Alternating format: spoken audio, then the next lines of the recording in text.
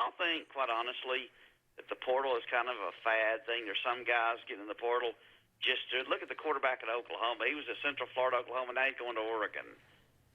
Do you think it's become kind of a fad, kind of a mod thing to do?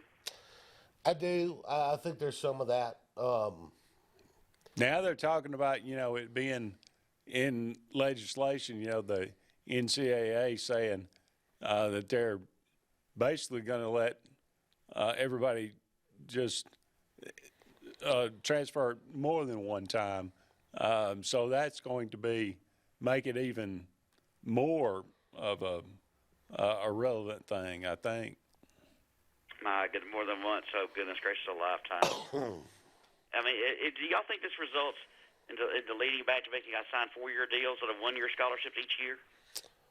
I don't know, because the question you have to ask yourself, until Congress gives college football an antitrust exemption, I'm going to say no, because you only have so many levers of power, right, where you can control somebody's, do you want to work here? Do you want to work there? No, I'm forcing you to work here for 4 years. I don't know if you can do that, so. Well, you know what I will give a guarantee to? The activity in the portal and like I said before, it's become mod and it's cool. I think that you'll see a bunch of coaches who are great coaches, like Nick Saban. I think it'll be the reason they do get out of the game. I don't think they want to. I just think they will. I think changes will. That's why I've always said I think Kirby Smart will eventually try the NFL. Because basically what college football is turning into is semi-pro ball. Yeah, I think this is just a long-term prediction.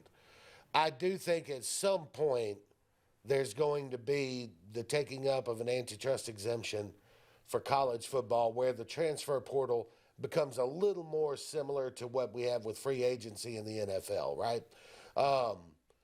Because once you have that antitrust exemption, then I can't sue you and say, well, it's unfair. You're making me sit out a year.